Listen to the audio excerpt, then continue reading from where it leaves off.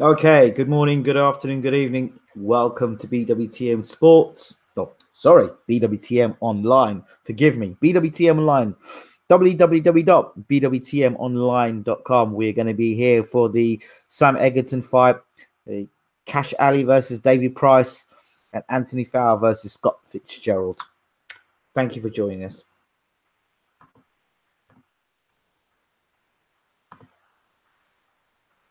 So we're just waiting for the two guys to come to ring. I think walking into ring first, all in black, will be Cash Ali.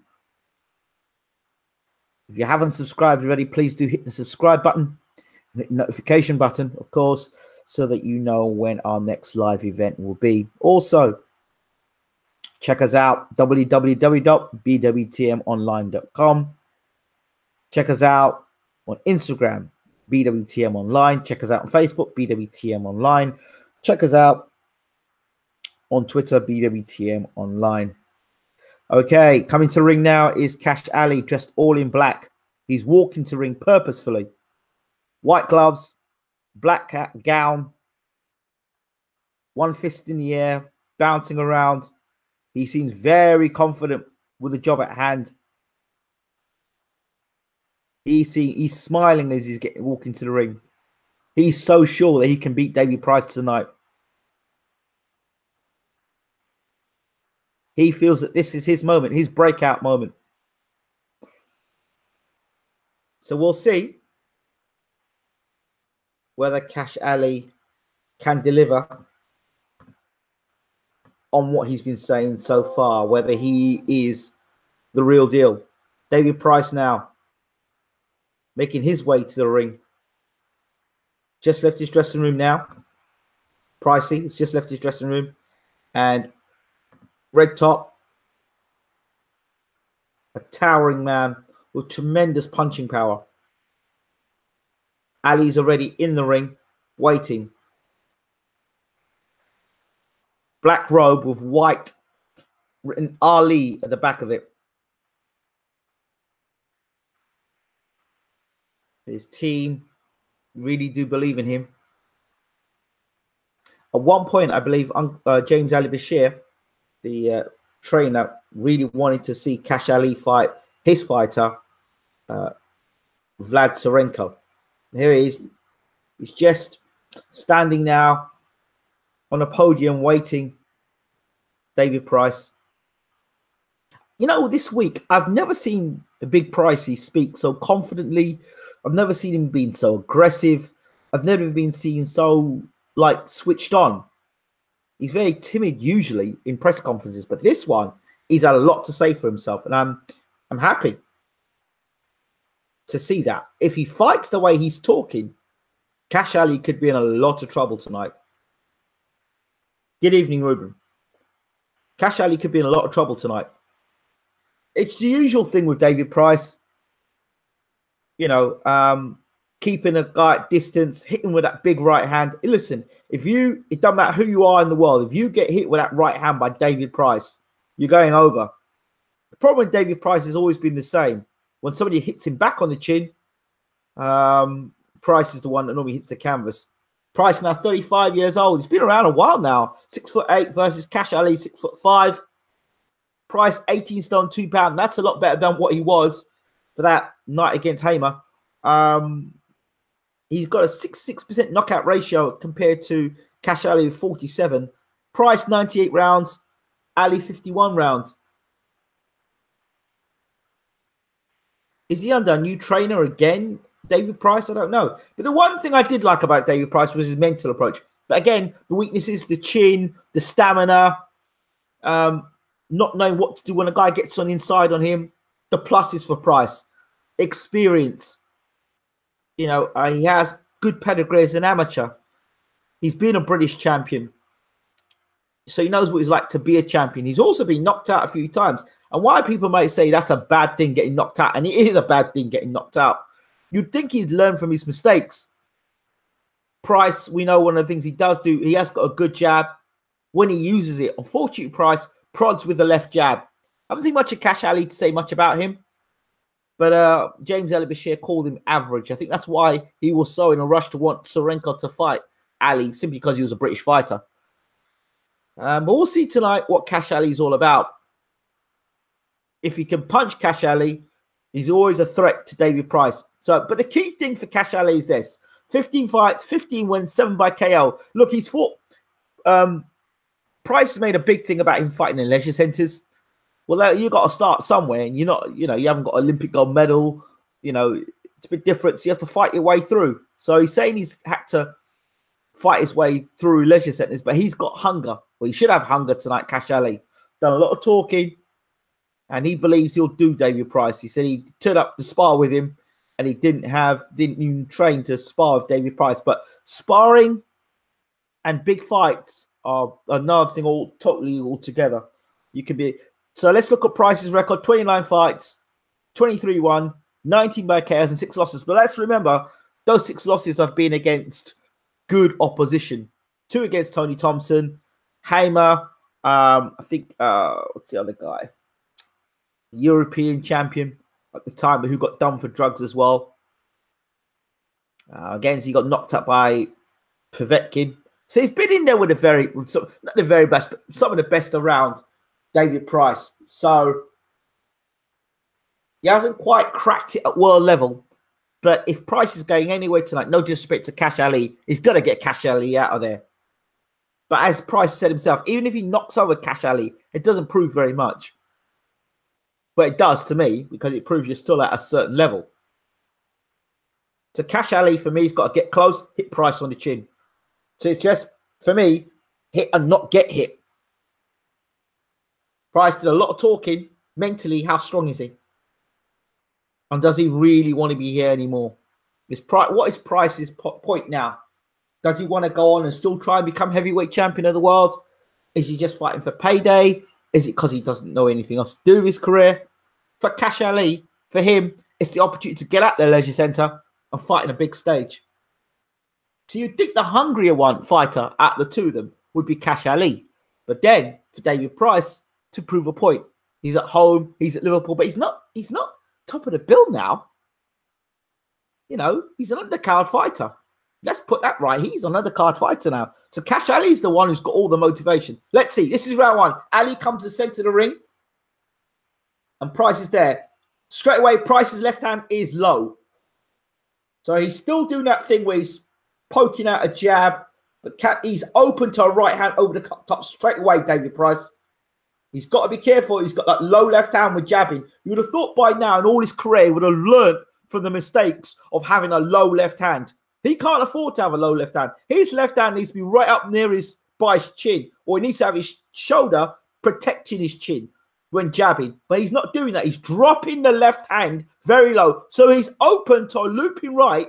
If Ali throws it, there he goes for the right hand over the top there, Ali. Just misses, but he's got the right idea. Push Price to the ropes, throw the jab, and bang the right hand over the top.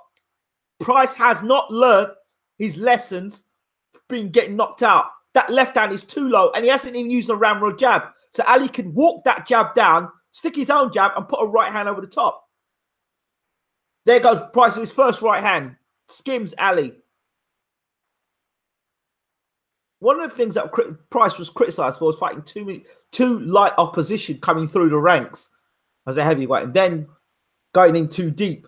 And he was badly mismanaged on his comeback after getting knocked out by Tony Thompson. Right hand there by Price. I think Ali just stumbled.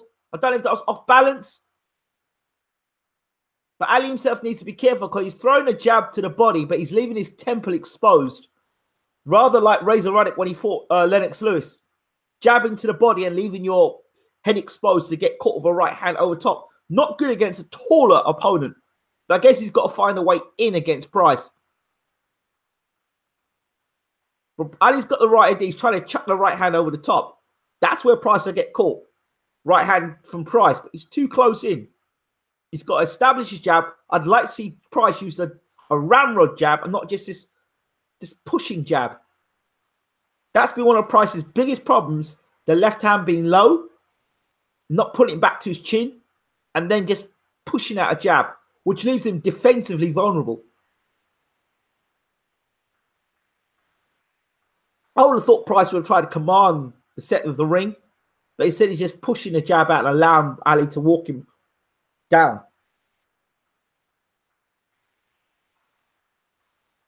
Double jab, right hand from Price. Ali catches that. Little jab from Price. Right hand over the top. Price is looking for the right hand over the top, but then so is Ali looking for the right hand over the top. All Ali needs to do is push Price ropes, jab to the body, and right hand over the top. That's all he needs to do, because Price is dropping that left hand. So you certainly can't do it against a good right hand there from Price. Made Ali back up, end of the round. Ali felt the right hand there. Now, see, it's one thing getting hit with a right hand in sparring. It's another thing getting hit with a right hand in with 10-ounce gloves and no headgear. And I think Ali felt the right hand at the end of the round and touched David Price as if to say, yeah, you got power right, son.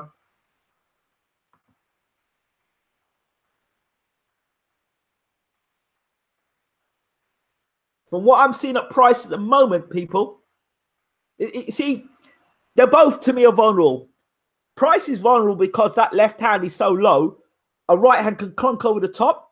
And as for Ali, he looks vulnerable as well because he's leaving his head out there for Price hitting with a straight right hand. So they're both vulnerable. I can't tell you who's going to win this fight. The experience would go with Price. But then, having said that, when you talk about experience, this guy's been knocked out so many times, he still hasn't learned to keep his left hand up. This is round 2. Ladies and gentlemen, good evening. Thank you for following and watching and listening to BWTM Online. This is round 2 from Liverpool, home of David Price. Jab from Price. I'm not quite sure why Price does what... people might think I'm being overcritical of Price, but he's doing the same thing with that, sort of like pushing the jab out there. Double jab right hand. Ali's got to get... If Ali's going to beat Price, he's got to get on with it. Meaning, he can't allow Price to get any sort of confidence. Ali needs to stamp his authority, drop the jab to the chest, right hand over the top. Or double up the jab and fight with more authority. To me, David Price is fighting sort of scared. But Ali's not doing any better, to be honest. And for all the talk, I thought Price would have come out and blasted Ali out of there. The same old David Price.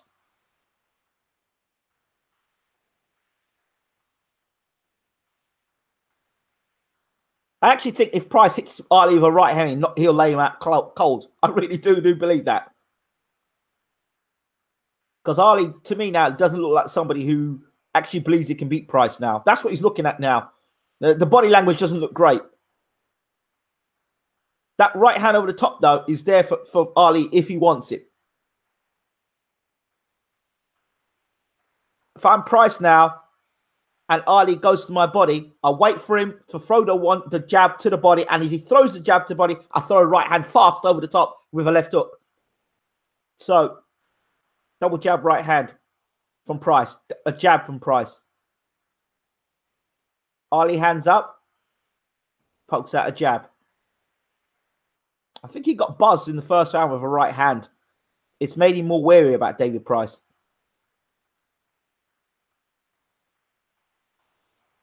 Tries a right hand to the body and then keeps touching the back of his shorts every time he throws a punch. Just to check and see if his shorts are still there. I don't know why he keeps doing that. Price should pick up on Ali's nervousness and jump on him now. I really do.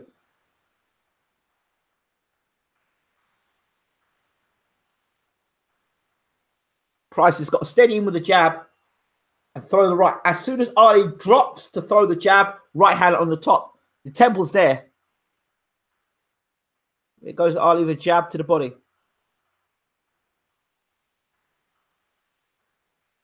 But you can see when Ali's going to throw the right hand over the top. There it goes. You can see he's going to throw the right hand over the top. And when he does it, you can see the dip before he throws it. It's a predictable dip. So Price should not be getting caught with a right hand over the top.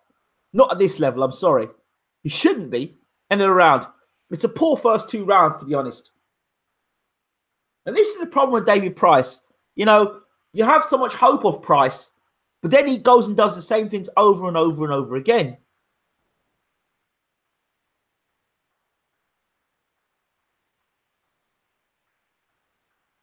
Over and over and over again. Price is doing the same thing over and over again. When he gets knocked out, he does the same things. I don't understand it. It's something about David Price I've never understood is that you get knocked out and like you go back and look at tape, and then tape it shows you that your left jab is like almost non-existent. It's just a prodding jab. I've never seen David Price come out and ram a left jab down somebody's throat. Never. I've always seen jab. He's prodding with a jab, and his movement is very predictable as well. Like he does. If you look at Price's hands, he does nothing with the hands. He just moves them around. But there's no feinting with that. He's just doing the same thing. Watch him. Watch him carefully. It's the same thing. He needs to really ram that jab home. Get the left hand up more and ram the left jab forward. And really take the attack to Ali this round. Behind a good stiff jab. Just watch what Price does with his hands carefully. Same things. He's on the front foot now, Price, looking to land the right hand. So he's got Ali backed up against the ropes. Body shots from Price. Right hand over the top from Price.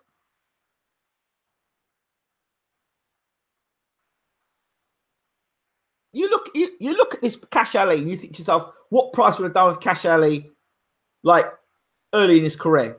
He'd walk straight through Cash Ali. Ali goes the right hand over the top.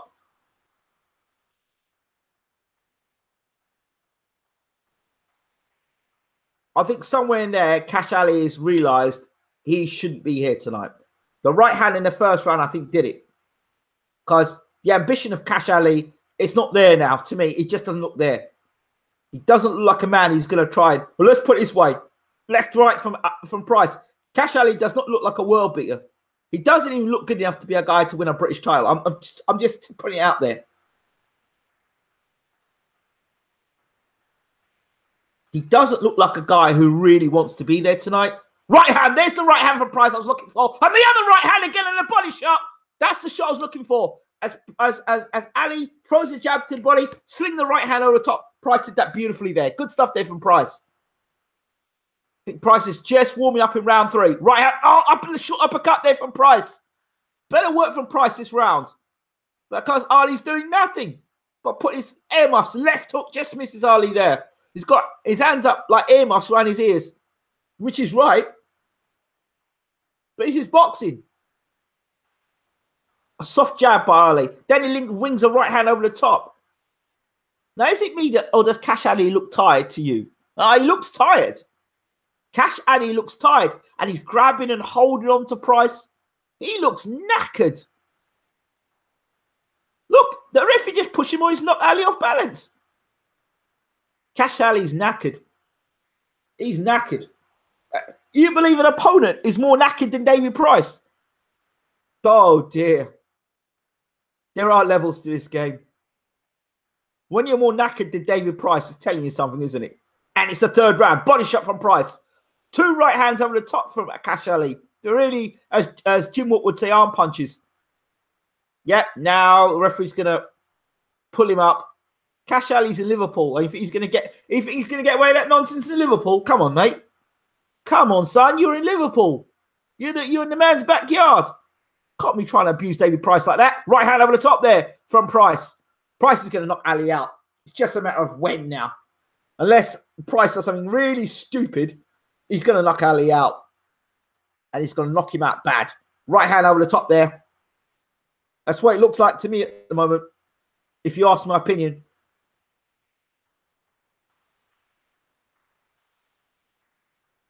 Ali now saying something to Price at the end of the round. I don't know what the hell he's saying to Price. I've got no clue what he was saying to Price. But he had words of Price at the end of the round there. Hear what you people have got to say.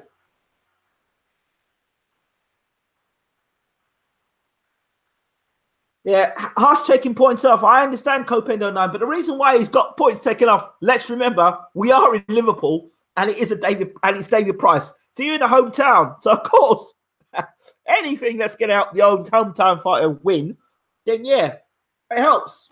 You know, that's another psychologically, and a fighter, if it's not going your way, and then you're getting a point deducted off you as well, you know, and you're already feeling a bit disheartened, it's just another thing to psychologically get. Let's see this point now.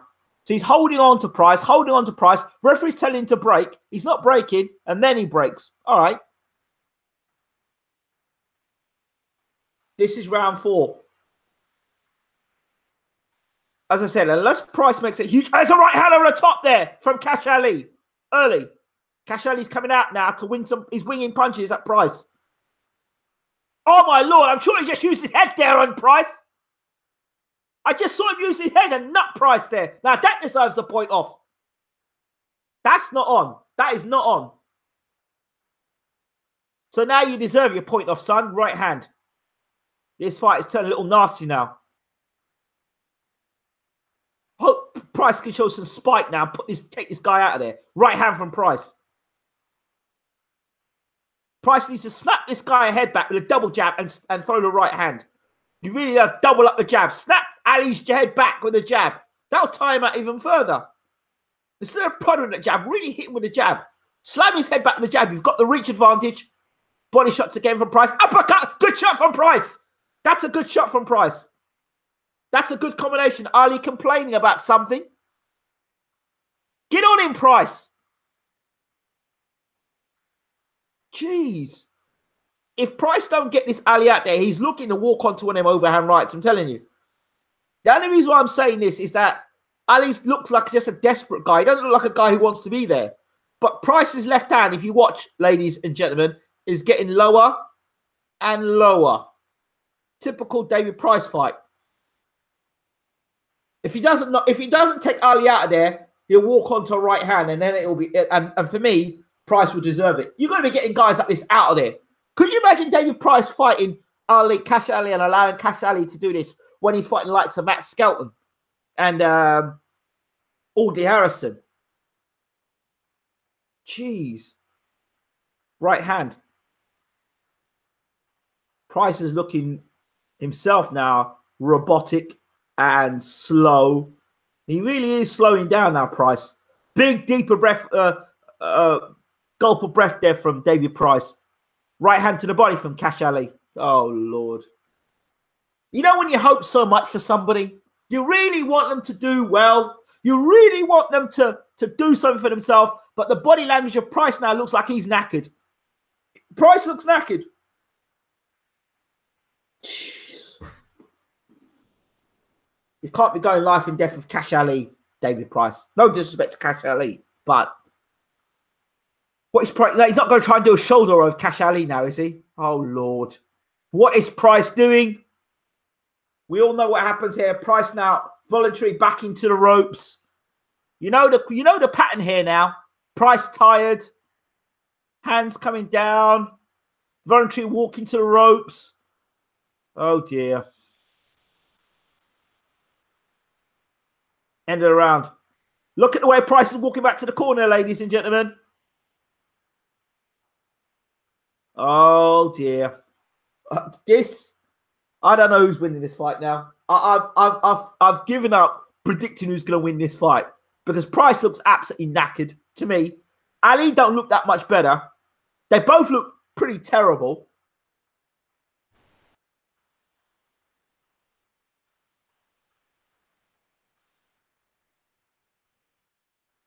Price is tight. Listening from Alaska. Hey, Miles. Good to hear from you. Long time no speak. Jeez, after all that talking from Price, I thought Price was going to come out and do a demolition job. I thought Price was going to take us back to the days of when he took out Aldi Harrison. I thought we were going to see that David Price. Lordy Lord, Price looks knackered. He looks tired, David Price. Please, right hand over the top from Cash Ali. Right hand to the body from Cash Ali. And Price is just standing there like a statue. I'm sorry, David Price. I have backed you. I have made myself look like a complete idiot at times to say that you still have a chance of becoming world heavyweight champion. Nice firm jab there from Ali.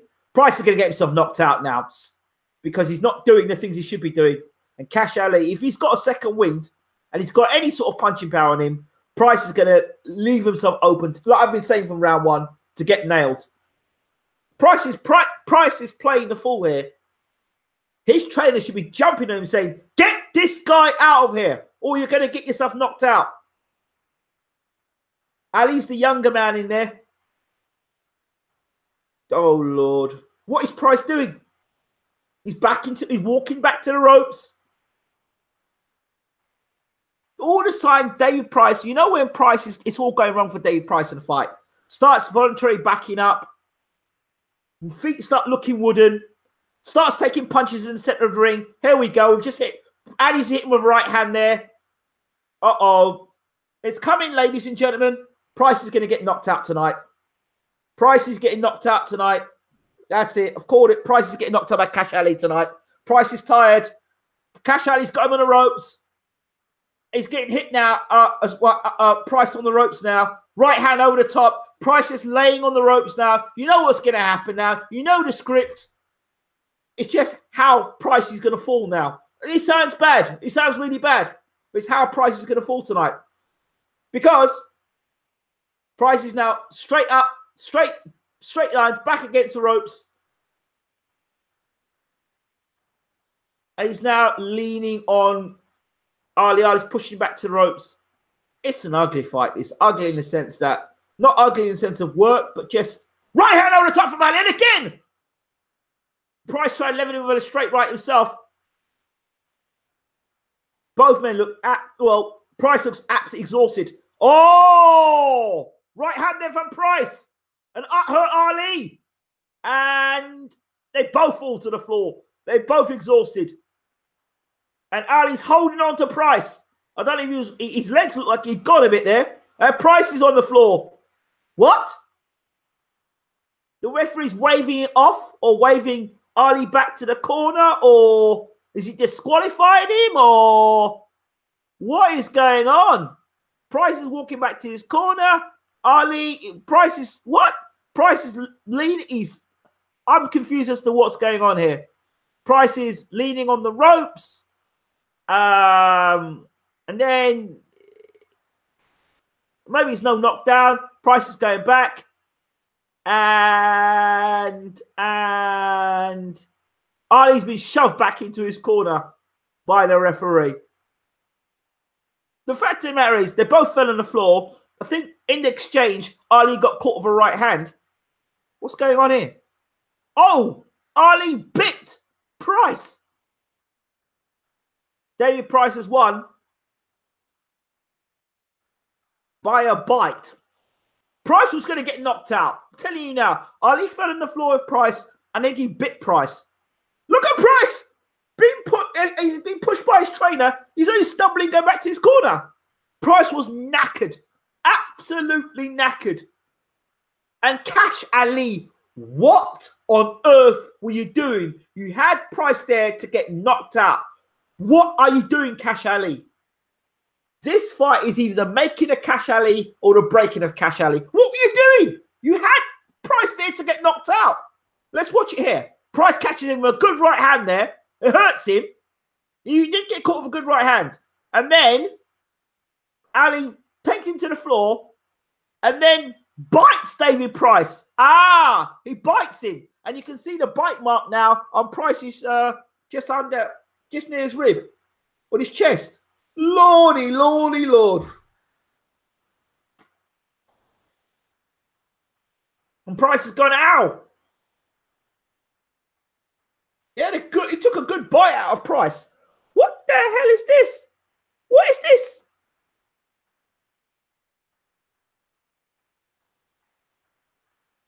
And he's still talking to Price about something. He's still talking to Price. And Price is going to say something to him. They're talking. I don't know what's going on here. There's some bad blood between both of them. But I don't get this. You had the chance to settle the situation in the ring with the man. So what do you end up doing? Biting the man.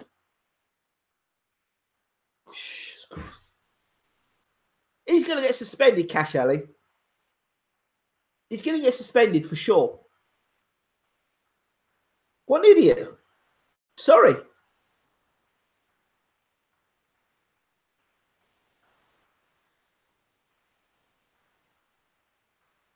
Oh, my Lord.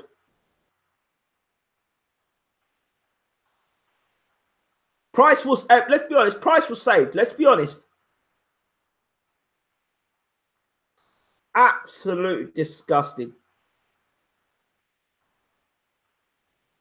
And you go and do that. And Cash Ali's got a nerve. He's gone and done that. He's done that in Liverpool. What's going on now? Oh dear, something's going on now. The security's got out. You go to Liverpool and you do that in Liverpool. I mean, this guy, who's this Cash Ali? I mean, how? I mean, what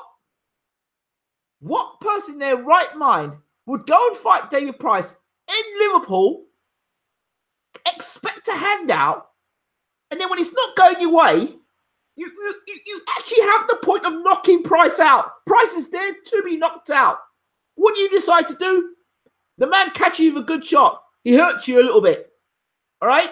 Instead you get recomposed, you're on the ground. You could have just held on to Price while you're on the floor. That was okay. You decide to bite David Price. And David Price can't be happy with that. He cannot be happy with that. I don't want to hear nothing from Price. I just don't. That's disgusting. Oh, dear. Let me hear what you people are thinking. Yeah, Price was, for me, Price was out of there. Price was like moments away from getting knocked out. For me, he was. Because you see when Price starts getting hurt in a fight, you know when Price is going to get knocked out. Starts back into the rope, starts getting caught with the center of the ring with shots. Same old Price. And he was exhausted. I don't know. I don't even think Price is a 4-round fighter anymore. I don't even think he's a 4-round fighter. Because, let's be really frank and be honest, boxing fans. David Price, back in the day, when he was knocking out Audie Harrison, let's go back to that point there. Before he fought Tony Thompson, he was blowing people away.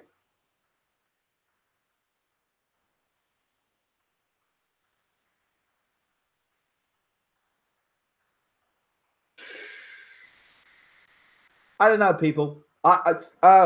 Simon Brown says he knocked him down. Price was about to win. I don't know about that. Price wasn't about to win for me. Price was on the verge of getting knocked out himself. That's what he looked like to me. And it was more out of exhaustion for Price. But what people will talk about is not the performance. They'll talk about the bite. They won't talk about the performance of David Price. They'll talk about the bite. But you know what? Fighting in leisure centers and then fighting in a big arena, some guys can make the jump and some guys can't. He got hit. He got hurt. He reacted. And his reaction was, I'm going to bite David Price. I'm going to bite him. He's not knocking me out. I'm going to bite him. I think for a split second when Price hit Cash Ali with that right hand, he probably get hit with something he'd never been hit with before. And he didn't want to get knocked out live. So that was it, really. But, I mean, if anybody in Sky can sit there and praise David Price for that performance, which they will do, they'll wipe over the cracks and they'll tell you that probably Price has done a good job tonight and he looked smashing and stuff, but he didn't. He looked terrible. Price looks like he's regressed as a fighter. He doesn't look like he's progressed. No jab. It's terrible.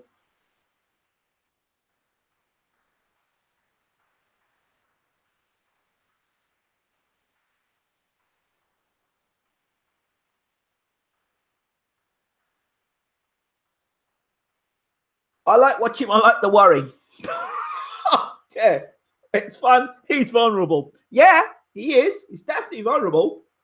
Yeah, he does burn too much energy. I agree with you. I agree with you all wholeheartedly. But listen, if you're talking about going in there against the likes of, wait, did he bite him more than once there? I think he bit him more than once. Wait, he bit him. He bit Price when he was against the ropes as well.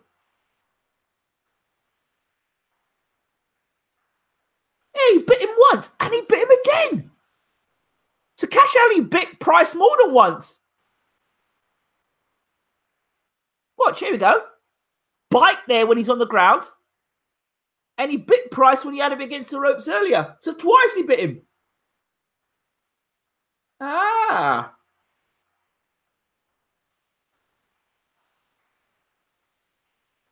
So he bit Price twice. He bit him on his backwards against the ropes earlier, and then he bit him again. Oh, Lord.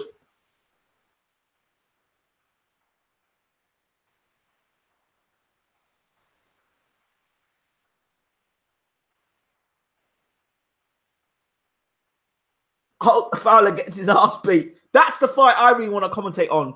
Price, Fowler versus Fitzgerald. That's the fight I want to commentate on. They've been talking the most stuff, and I want to see this fight. Oh, my word, I want to see this fight. I want to see David Price fight because I always like to see David Price fight. I always hope that he's going to improve and he's going to get his jab better and he's going to go out and start taking people out. But I think Price has regressed. I think my thoughts of Price maybe going on to become world champion, they're gone. They're gone. I think this is tonight's the night where I say to myself, the dream of me seeing David Price become world heavyweight champion is gone. And listen, it's been a long time. I thought Price could become world champion. Tonight's the night. I thought, nope, sorry, not good enough.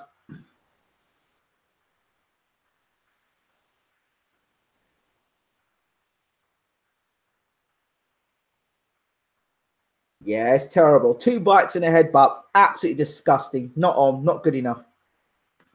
Now, I don't know what they're going to do. Are the board going to throw the book at him? Are they going to ban him for a year? Are they going to ban him for 6 months?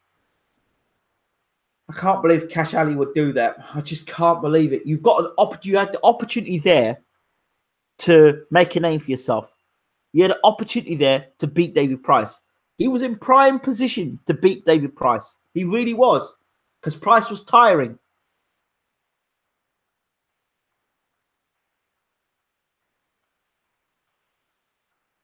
I don't get it. I don't understand why somebody would do that. I just don't understand.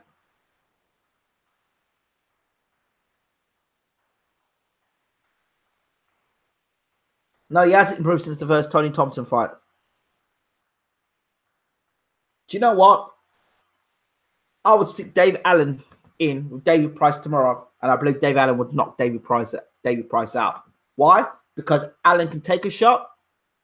Allen's stamina is decent, and most importantly, he can punch. And Price will leave that left hand down. I'd match Dave Allen if he knocked.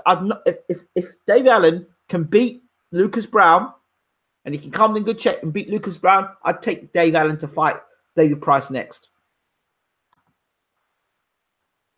What's going on now? Who's fighting now?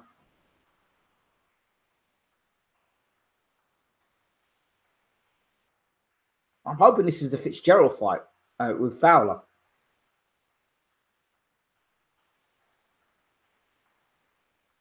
Because that's the fight I really want to see. I'm not so much into Egerton and Liam Smith. Who's this? Is this Natasha Jonas? Oh, Lord. It looks like Natasha Jonas. Oh, dear. Yeah, it's Natasha Jonas, I think.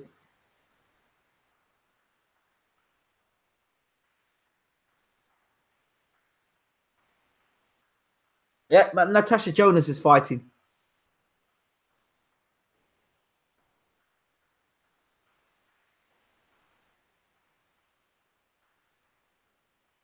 Never mind Egerton Smith. It's a weird card.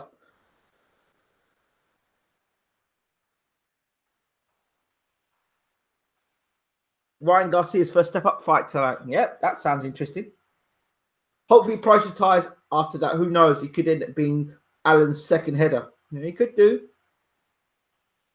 Now, Price hasn't improved, though. He hasn't. Natasha Jonas. The last time I saw Natasha Jonas, I saw her getting knocked out by quite a decent fighter. It was a shock defeat. She's back. Got to give her all the credit for coming back after getting knocked out like that.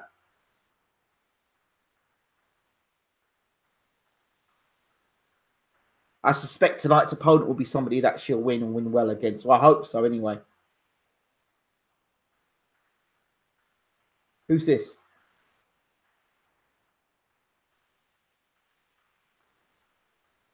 Okay.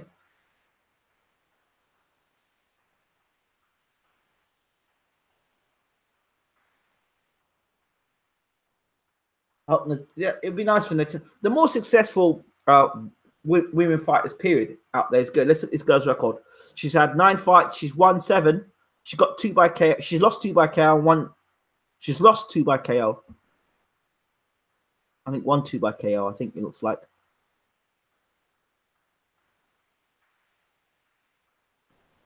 Okay. I think she might be from Africa. Okay. So he's with Joe Gallagher. Okay. So I expect Natasha Jonas to win this fight, but 7 fights, 6 wins, 5 by KO, and 1 loss.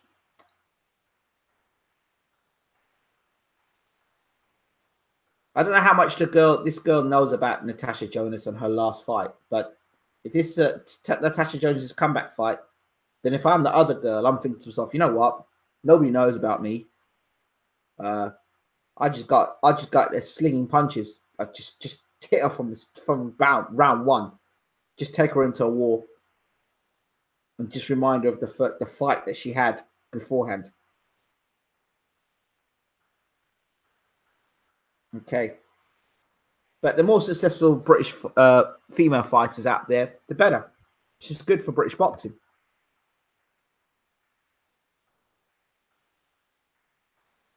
That was reckless boxing. Reckless boxing from Cash Ali. Okay. Let's see now. Jonas, Southport, it looks like. Girls orthodox. This girl that Jonas is fighting is open to the straight left hand. She's going to get knocked out of a straight left hand. Her chin is out there. It's like, you know when you talk about tailor-made? Jonas's style is tailor-made for this girl. She's flat-footed. She's throwing her punches off balance. And Jonas obviously is a different class. So look at it straight away. Jonas is straight left hand. This girl's made for Jonas's straight left hand. I don't know how many southpaws this girl has fought, but she's walking straight onto Jonas's left hand. It's just a matter of how quickly Jonas gets her out of there. Honestly. When you talk about a walking punching bag, this is it. Because this girl's feet are stuck in cement. She's reaching. She's open to the straight left hand. She's going to walk onto her left hand.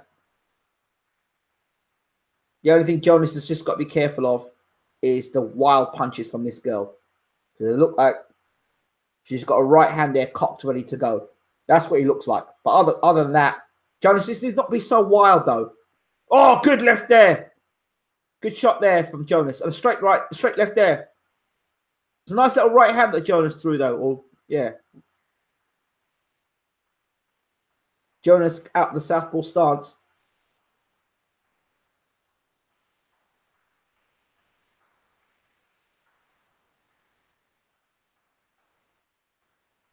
Straight left hand there.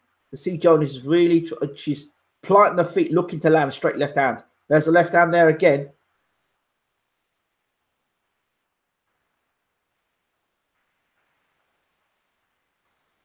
Yeah, this girl ended the first round. She looks like she's just been pulled out of the arena. I'm not being fun. I'm trying not to be critical tonight, but the girl looks like she's just been pulled out of the arena.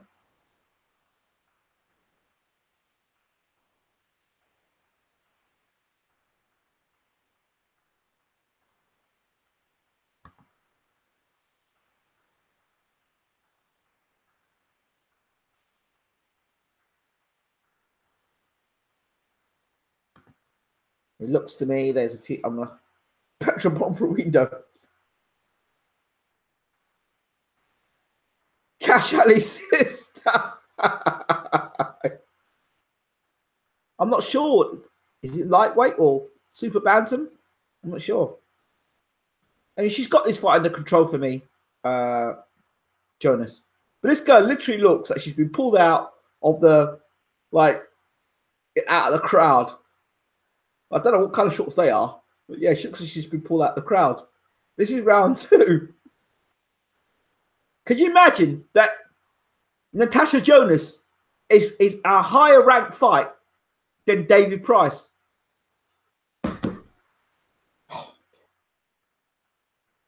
you just scratch your head. Like Natasha Jonas is coming off a knockout defeat, yeah, and David Price, British champion, former British champion, who was like he met me the heir to the Klitschko's, and he is lower down the card than Natasha Jonas. I'm not knocking Natasha Jonas now, because obviously Natasha Jonas is kind of the future, but still.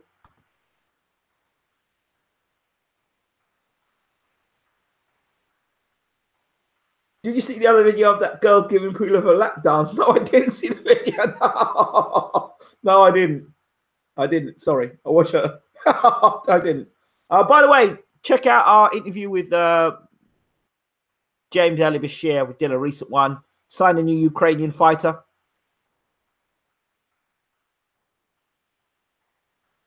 Eddie does that on the cards to fill the stadium early. Okay, otherwise empty for the TV. I get that. That's why price was low on the card. Okay, I understand, but I get you. The fight tonight, I'm just looking for Fowler and Fitzgerald. That's the fight.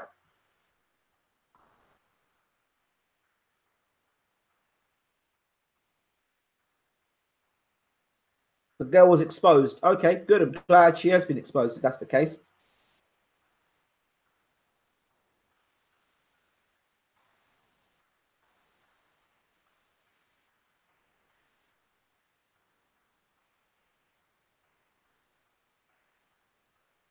But Kubrat Pulev still had no right to be kissing that girl, regardless if she's giving him lap dances. Left, right, straight, go straight, left down there from Natasha Jonas.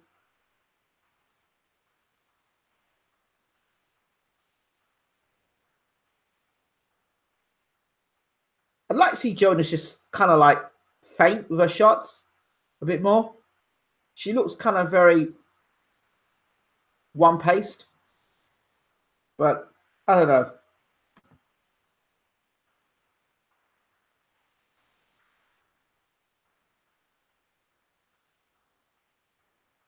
So, seeing that Klitschko is coming back, he was sparring with Usyk.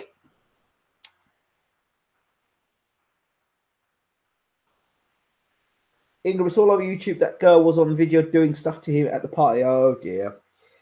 Price couldn't sell out a phone box. Oh dear. Oh dear.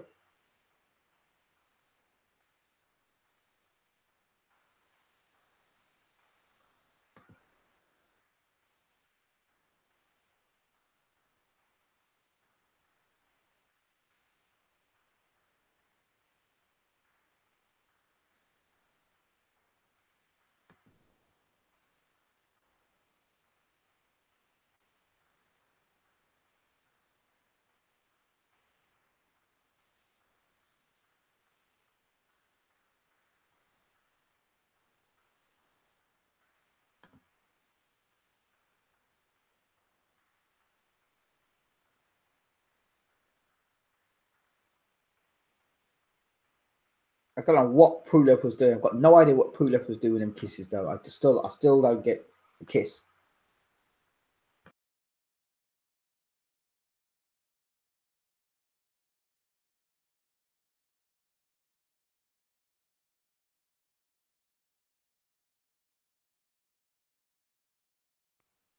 So we're back with Natasha Jonas.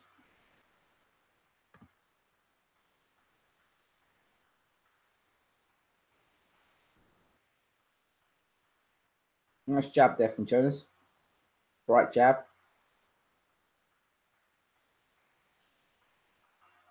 I guess this is a confidence builder. Ooh, a girl tried a right hand there.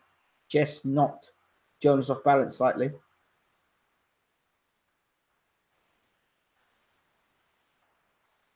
Nice right jab there from Jonas. Like to see a bit more of that.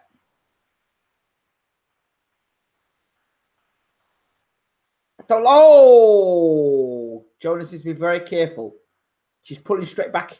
And that right hand, well, I told you about that cocked right hand from that girl. She just threw it twice there. She looks very right hand. It looks like her right hand is a real successful punch for her. She just got to be careful, Natasha Jonas, when she's in close to this girl. This girl, I guess when Jonas gets close, that's where she's dangerous. because Jonas is pulling straight back from punches and she is vulnerable to a right hand over the top. You just have to be careful of that with this girl. Yeah, Kubrat Pulev again. Why he kissed that girl, I don't know.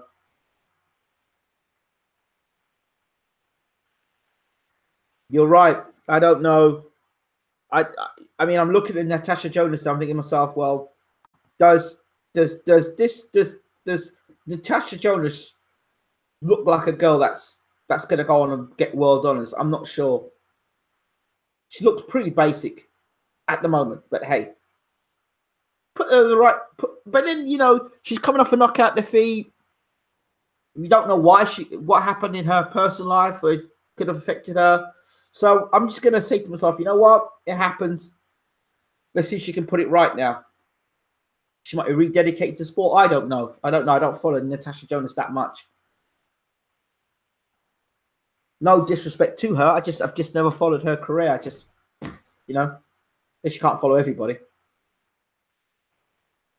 I don't like the way Jonas is throwing these punches, though. Out of distance. For a girl who's a GB fighter, I thought she would have been a little bit more, I don't know. There's a certain standard, and maybe because the standards have been set so high, but I don't know. I guess everyone can't be Nicola Adams, or maybe a Chantel Cameron, or a Katie Taylor, or I guess maybe, or even a Savannah Marshall. Now there's a girl I think that's going to go on and do big things. Savannah Marshall, trained by Peter Fury. I think she's going to go on and do some big things. I like what Peter's doing, taking his time with her, not rushing her. Savannah Marshall could do big things.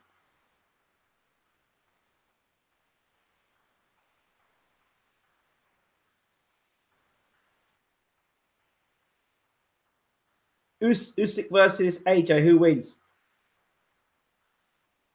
We had that conversation spoken last night with former trainer of Usyk. And James Bashir says it's a close fight. Much closer than people think it will be because of Usyk's speed and movement. And he says Usyk can punch. He actually tips Usyk to stop Takam. So we'll see.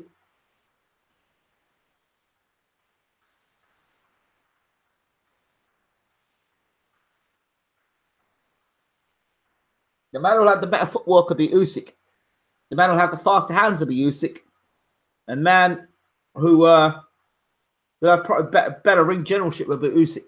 But in terms of power and strength, you've got to give it to Joshua. But Usyk is far the better boxer.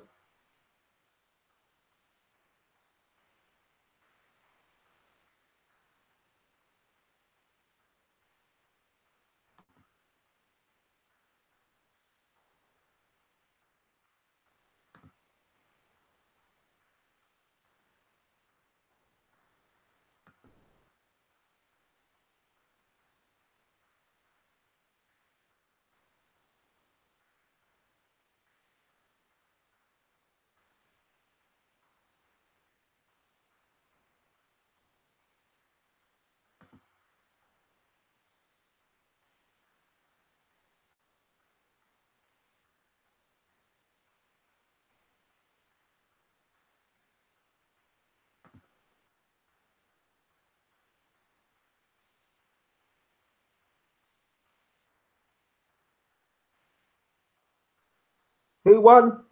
Price won via disqualification against Cash Ali. Yeah, he said that Shannon Briggs hit hard. It's between Shannon Briggs and Klitschko were the two hardest punches that he's been working with. We're round 5.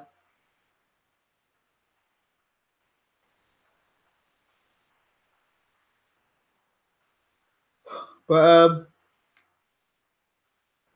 I don't know if this fight for Natasha Jonas is she's just working on a few things. I don't know. Good straight left hand there. Natasha Jonas' danger zone is where she's close with this girl. She throws a nice little combination there, and her opponent starts to hold because Jonas landed a nice combination there. Did the right thing and held there. Here comes Jonas now coming forward. There's an opportunity there to stop this girl. She's holding on for her dear life, which is a good thing to do when you are getting hurt. Let's the head clear. Here comes Jonas again. Bounce, bounce, bounce. There's a left hand again. She seems out of range with a lot of her shots tonight, Jonas. Not as sharp as I'd like to see her. This straight left hand.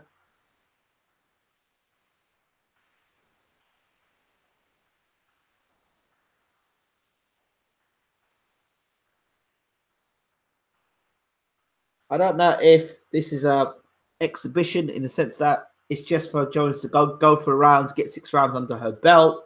I don't know if they're trying to work on some things, or Jonas just is struggling to get the girl out of there, and this is Jonas's level. I don't know. I just can't tell with this fight.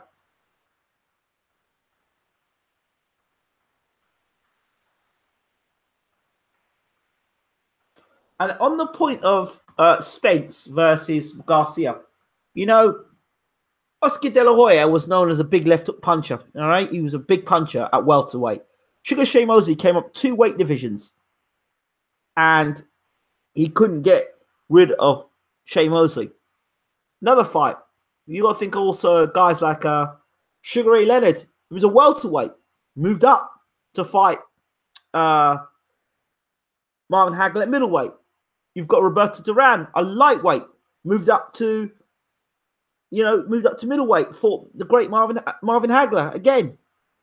So sometimes you've got to also remember these guys that are moving up from lighter weight divisions, they see your punches a lot sooner because they've fought guys who punch faster than you. So usually it's the punch that you don't see that knocks you out, not the punch you see. So you can kind of brace yourself for it. That's the only thing I can think to myself with that situation. Here comes Jonas in round 6, looking to take her opponent out of there. Trying big left hands. So she's going to step up the gas and try and get the girl out of there now. Can she do that? She let the left hand go there.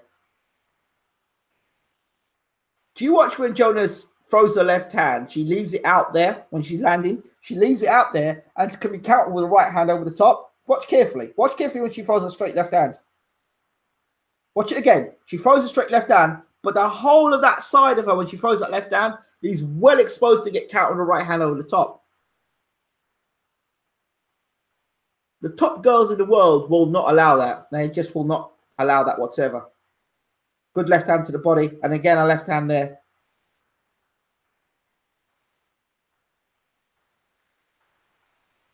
And it's the same combination over and over again. Okay, you hit the girl with the left hand to the head. She's taking it well. Work downstairs. Go to the body instead. Good left-right. Or, yeah, left-right combination from Jonas there. There you go. Little combination there again. So they're going to there, slip one downstairs to the body, then come upstairs again. What's this girl doing?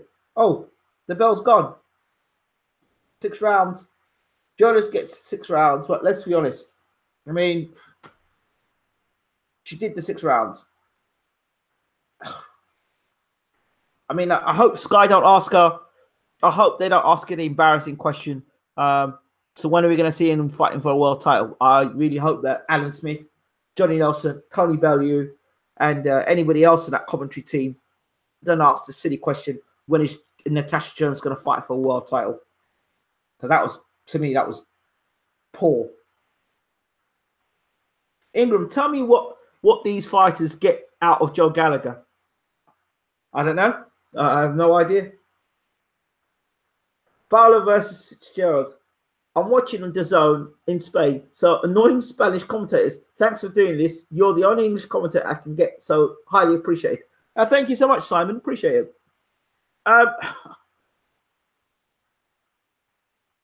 Here we go. This is the fight I want to see. Because they've been talking so much talk. Do you know what? when you spend so much energy talking, and then the fight doesn't live up to expectation, you know, I don't know. I don't know. It's disappointing. But I've done this live commentary tonight because of the talking between Fitzgerald and Fowler. I couldn't give a monkeys about Smith versus Eggington. Smith should beat Eggington.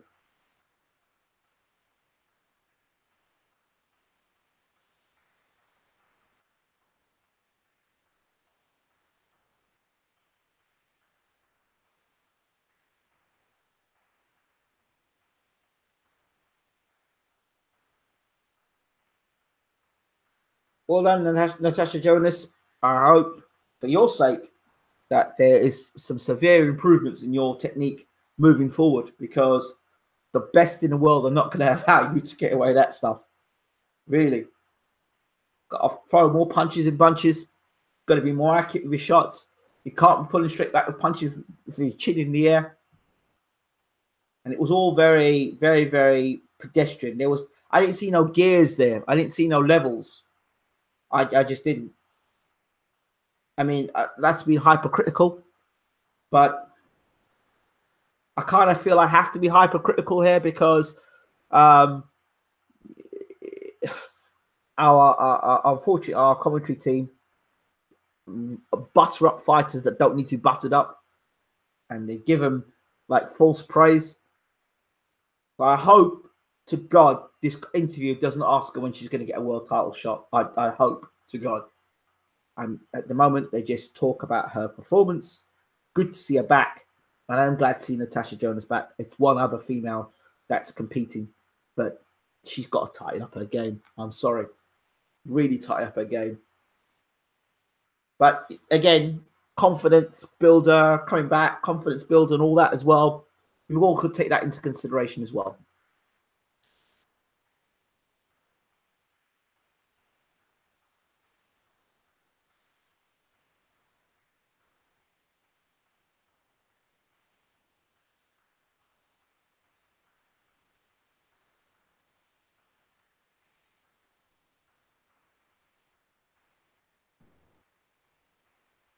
Well, in terms of the Golovkin thing, I've got to mention the Golovkin didn't knock Kell Brook out.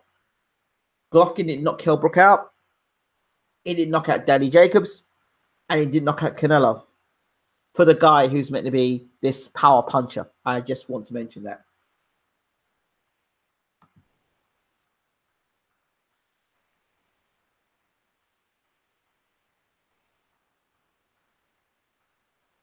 I've been saying it for the longest while. I think Keith Thurman's been injured. I think I've been saying it for the longest while. Longest while he's been injured with that shoulder, and that shoulder injury, he's not been the same fighter since. Congratulations, Natasha Jonas. Good to see you back in the ring, but I mean, you have to up your levels, and yeah. But well done. Congratulations to her. Oh my God, I hope these lot are not. If somebody could tell me what these people are saying, Johnny Nelson, Tony Bellew, and Carl Froch are saying, I really would like to hear what they're saying. I can't hear what they're saying. It's on mute. But she's from Liverpool as well, of course, Natasha Jonas, isn't she? So they're going to give her the full of praise. That's the only unfortunate thing. It was good to see her back in the ring. I'm going to say knocking the cobwebs off, fair enough. We can take that, but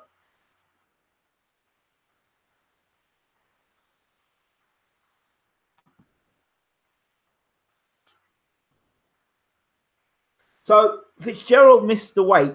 Is that what they're saying? He missed the weight 3 times?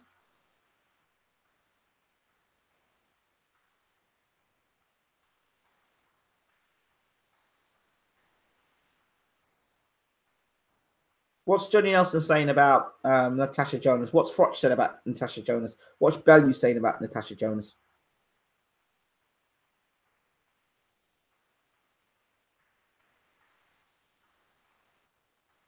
Ingram, remember when Abel Sanders said Golovkin hit harder than Mike Tyson? Yeah, I remember that. Yeah, Fitzgerald supposedly wasn't great at the weight last night. I think he missed it. He missed it twice. He didn't miss it 3 times. He missed it twice. Okay. Thank you. I stand corrected. That's how interested I was at the weigh-in. All I'm interested in is the fight. I just want to see. I just want to see the fight.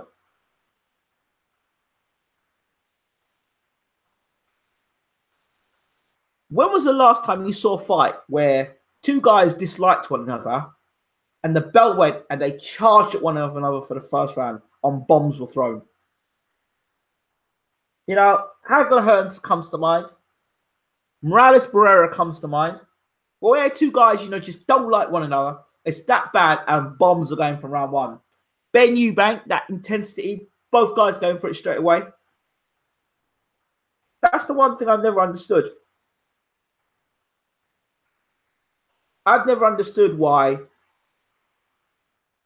guys don't, they just don't go center ring and just go for it. All this feeding that process, just go for it. If it's that bad, you feel that. If you feel that intense and that bad at a guy, then why not? See you going for it. Some people want to see Fowler get knocked out. Some people want to see Fitzgerald get done. I don't know. I just want to see a good fight. Both guys look like they can punch a bit. Both guys say they want the fight. So let's see.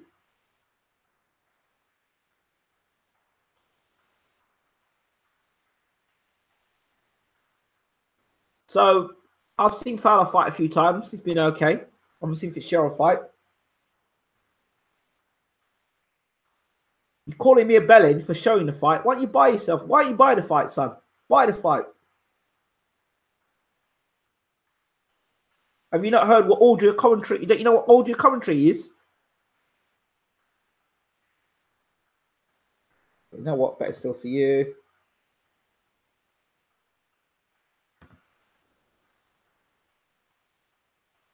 That's the end of you.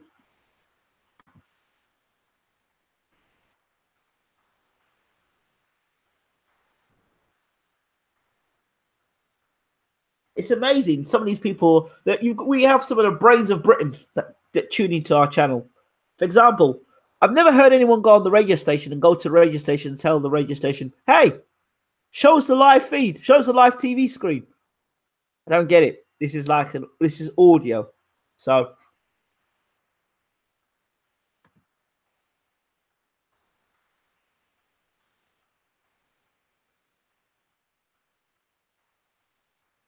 I'm glad that Simon sat. What's it like? So you're abroad, are you? See, did you say you were in Spain, Simon?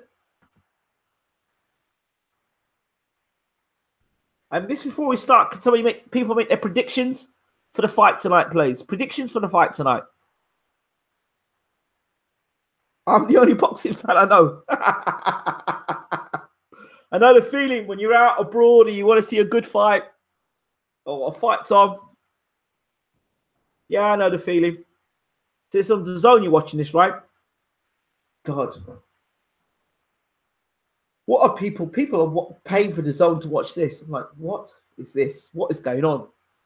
One guy bites a guy. The other guy, the other fight, it's just dreadful. So far, the fights have not been very good. They've been okay, but not great.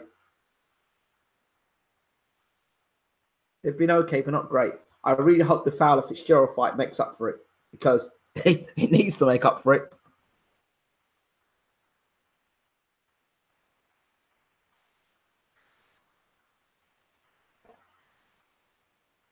I'll say it already. I'll say it again. Ryan Garcia fights tonight. I can't tell you I'm a great fan of Ryan Garcia because I'm not. I don't like, and I'm just being honest. Just being honest, putting it out there. When guys are getting given credit for punching a punching bag fast, that does nothing for me. To me, I want to see your defense and I want to see your offense.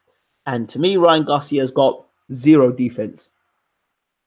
And plus, I've seen him get ragged around in sparring as well. It's not been the first time either.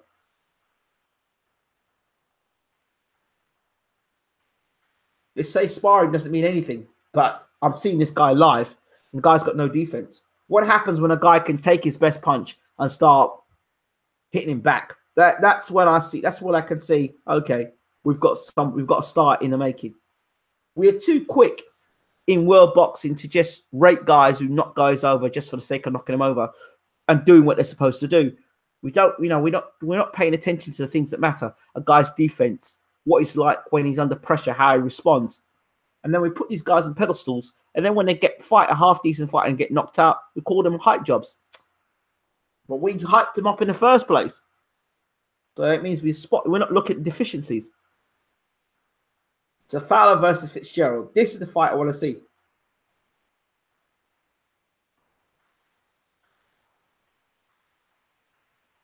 Do you know what? People might say I'm a bit stupid here, but Fitzgerald looks facially like Gatti. He looks a little bit like remember Turagatti? He looks a bit like a Turagatti.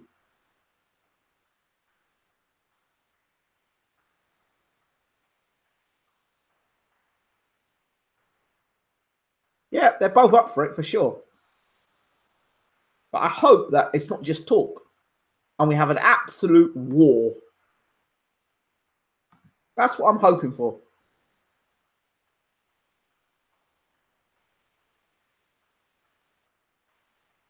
Oh, another one. Oh dear. You obviously want to get Hyde. Andy Highland. Oh, there we go. You know they're trolls that come in on the channel. You know they're going to get blocked at the end of the night. So, okay. I need to get some moderators in here. Yeah, Ryan Garcia. He does have film star looks for real.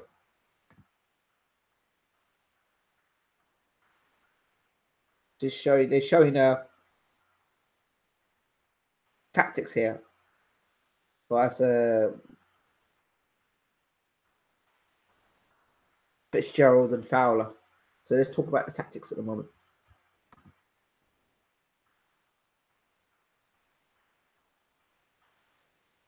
Let's see what I can do here. Right.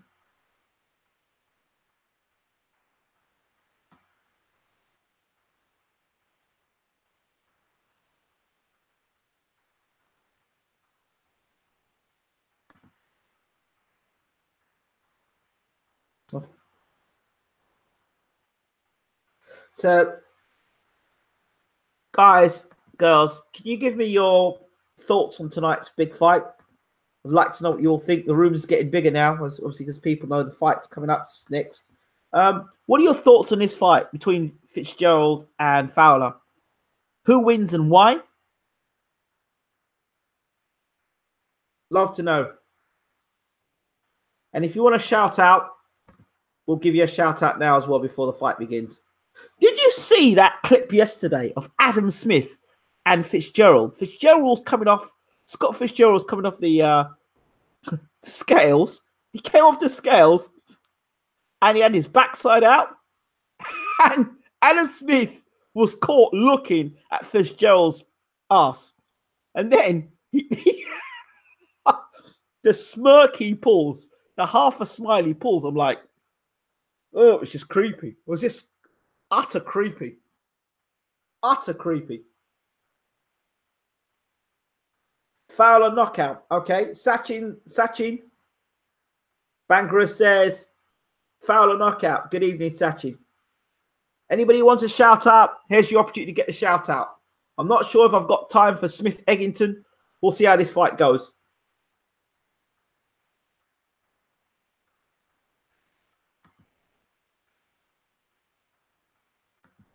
A lot of people expected Fowler to knock Fitzgerald out.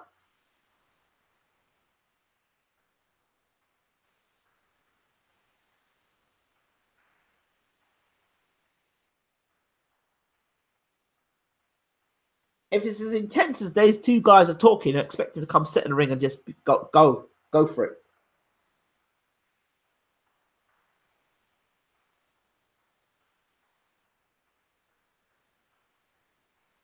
Now Fowler and Cheeseman there was a big talk about Fowler and Cheeseman fighting.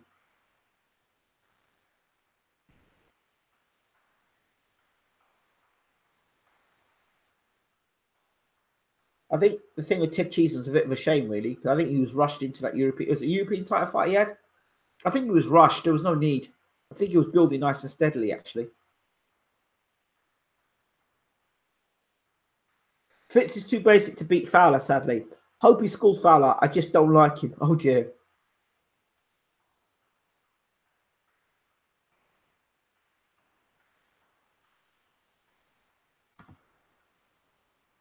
Okay. I guess it's Fitzgerald coming out first. It is Fitzgerald coming out. Here he comes. Looks very confident with the walk. White hoodie. He's bouncing around. He's confident. The walk looks all confident. Walks in like a man who's about the business. And he's Gerald coming to the ring now. He's walking like a man who's about the business. And I always like a guy who walks the ring, he's about the business. And he looks like a man about the business. We'll see. You know, style and substance is something. A guy can have all the style in the world. But you can have all the style in the world and have all the substance. That thing where you have to dig deep. That thing where you have to... You remember when Michael Gomez fought Alex Arthur? And everyone said Alex Arthur was the guy who was going to destroy Michael Gomez. Remember that fight? And Gomez just came that night and he just out-toughed Alex Arthur and stopped Alex Arthur.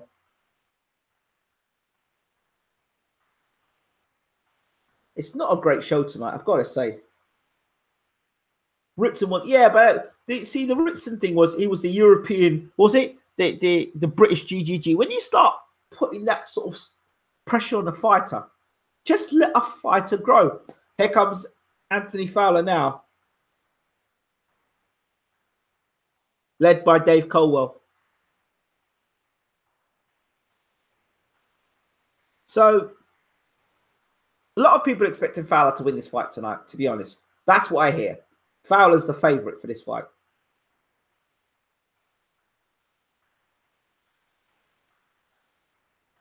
And you can see between the two fighters, it seems as if Fowler's got more of the crowd. I don't know too much background on two guys. I know Fowler's a Liverpool guy for sure. Let's look at this now. Taylor tape. One's 27. Fowler 28. Fitzgerald 27. Fowler 5'10". No, Fowler 5'11". Fitzgerald 5'10". 11 stone Fitzgerald. 10 stone, 13 pounds, 7 ounces. Now, 9 fights for Fowler, 12 fights for Fitzgerald, 34 rounds to 49, 89% knockout ratio for Fowler, 75% knockout ratio for Fitzgerald. Now, to win, 1-8, Fowler, 5-1 Fitzgerald, KO, 4-9 Fowler, 8-1 Fitzgerald, 3-1 points for Fowler, 10-1 Fitzgerald. The draw's 25-1. I didn't make those odds, by the way. That's just what I'm reading off the screen, just to make that clear. So Fowler versus Fitzgerald. This is the fight that I kind of really was tuning in to watch. So we'll see now.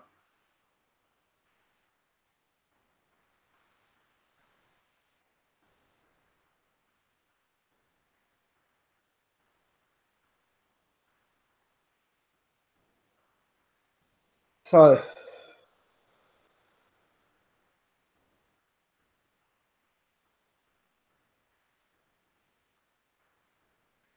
you know, I want to know how bad the bad feelings between these two guys. Are they going to shake hands after the fight?